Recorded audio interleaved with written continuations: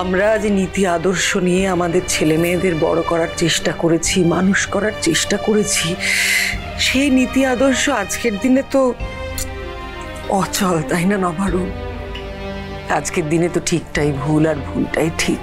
আর আমাদের এটা মেনে নিতে যতই কষ্ট হোক না কেন, এটাই সত্যি যে আমাদের ছেলে মেয়েরাও সময়ের সঙ্গে গা ভাসিয়ে দিয়েছে। আমি নিজেকে বুঝিয়ে ফেলেছি যে এটাই সত্যি, এটাই মানতে হবে, এটাই হওয়ার ছিল। কিন্তু যেটা হতে পারতো সেটা আটকেছে কিন্তু রাঙা। হ্যাঁ নবারুণ, আমার সঙ্গে ওর কথা হয়েছে, পুরোটাই ওরই প্ল্যান। ও যখন দেখেছে যে তুমি চেক সই করে দিচ্ছ, তখনই ও সন্দেহ হয়েছে যে ওরা হয়তো তোমাকে সত্যিটা বলছে না, আর তাই ও গিয়ে সমস্ত কথা পাঞ্চালীকে বলে দিয়েছে। এত বড় একটা অন্যায় হওয়া থেকে আটকেছে।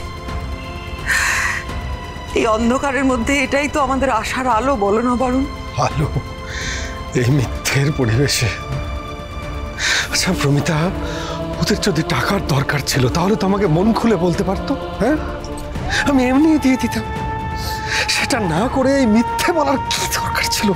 বৃন্দা, হ্যাঁ নবারুণ, আমি খুব ভালো করে জানি এই সমস্ত কিছু তোমার বড় বৌমা বৃন্দারই প্ল্যান।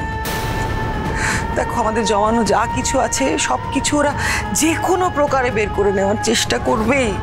আমাদের যতই কষ্ট হোক, এটা সত্যি, এটাই মেনে নিতে হবে এবং ভবিষ্যতে আমাদের সতর্ক থাকতে হবে। সতর্ক? আমার ছেলে মেয়েরা কি চোর না ডাকাত যে বাড়ির মধ্যে সতর্ক থাকতে হবে?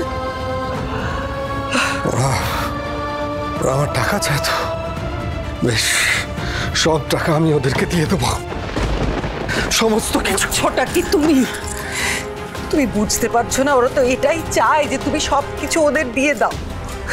কিন্তু তারপর আমাদের কি হবে নবারুণ? আমাদের ভবিষ্যতের কথা কি আমরা ভাববো না? তোমার সত্যি মনে হয় এই ছেলে মেয়েরা এরা আমাদের দেখবে ভবিষ্যতে? তবে তোমার একটা কথা বলছি নবারুণ, রাঙার মতো ভালো মেয়ে না দুটো হয় না গো। আমি তো ওকে অনেক ছোট থেকে দেখেছি। ও কোনোদিন কোনো অন্যায় করেও না, আর কোনোদিন কোনো অন্যায় ও সহ্যও করে না, আমি জানি। তুমি দেখো, আমার রাঙা কোনোদিনও আমাদের ঠকতে দেবে না, আমাদের হারতে দেবে না ও কোনোদিন। তুমি দেখো। মা, মা, এই নে, একটু খেলে তো, সারাদিন অনেক দৌড়ঝাঁপ করেছিস, লে ধর।